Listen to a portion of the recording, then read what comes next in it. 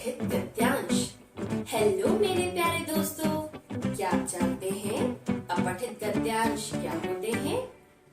आइए आज मैं आपको अपठित गद्यांश क्या होते हैं इनके बारे में बताती हूँ। अपठित इसका शाब्दिक अर्थ है बिना पढ़ा हुआ, अर्थात गद्य या काव्य का ऐसा अंश जिसे पहले न पढ़ा गया हो उसे अपठित कहते हैं। इस तरह के प्रश्नों को पूछने का उद्देश्य छात्रों की समझ, अभिव्यक्ति कौशल और भाषिक योग्यता का परख करना होता है। अपठित अवतरणों पर आधारित कुछ प्रश्न दिए होते हैं। उन प्रश्नों के उत्तर अवतरण में से ही खोजकर लिखने होते हैं। प्रश्नों का उत्तर देते समय निम्नलिखित बातों का ध्यान रखना चाहिए। पहले अवतरण को ध्यान से पढ़कर उसके अर्थ को समझना चाहिए। फिर प्रश्नों को ध्यान से पढ़कर उनसे संबंधित अवतरण के अंशों को रेखांकित कर लेना चाहिए। उत्तर सरल भाषा में और कम शब्दों में लिखने चाहिए। अब बात करते हैं कि अपठित गद्यांश और अपठित काव्यांश में क्या अंतर होता है। अपठित गद्यांश कहानी के रूप में पढ़ा जाता है और अपठित काव्यांश को हम कविता के रूप में पढ़कर उसके उत्तर देते हैं। आइए कुछ अपठित अंशों को पढ़ें और समझें। गद्यांश मनुष्य का प्रकृति के साथ सदा से अटूट संबंध रहा है। मनुष्य का जीवन प्रकृति पर ही निर्भर है।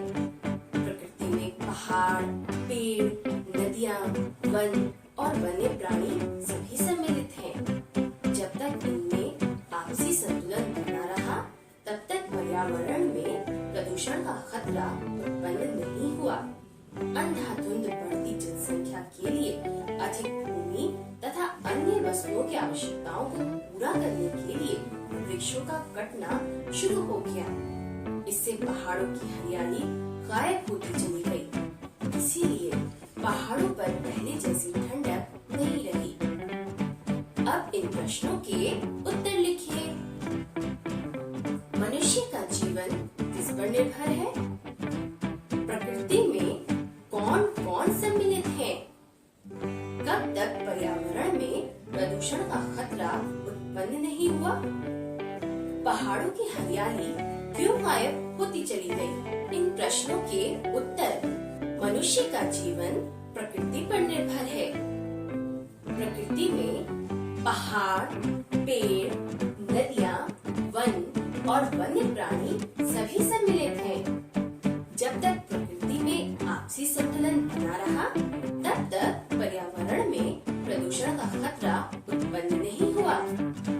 अंधाधुंध बढ़ती जनसंख्या के लिए अधिक भूमि तथा अन्य वस्तुओं की आवश्यकताओं को पूरा करने के लिए वृक्षों का कटना शुरू हो गया, तो पहाड़ों की हरियाली गायब होती चली गई। काव्यांश बस में जिससे हो जाते हैं प्राणी सारे, जन जिससे बन जाते हैं आँखों के तारे। पत्थर को पिघलाकर मोम बनाने वाली, मुख खोलो तो मीठी बोली बोलो प्यारे। अब इन प्रश्नों के उत्तर लिखिए। सारे प्राणी किससे वश में हो जाते हैं? आँखों के तारे का क्या अर्थ है? पत्थर को पिघलाने का क्या अर्थ है? हमें कैसी बोली बोलनी चाहिए? उत्तर मीठी बोली से सारे प्राणी वश में हो जाते हैं।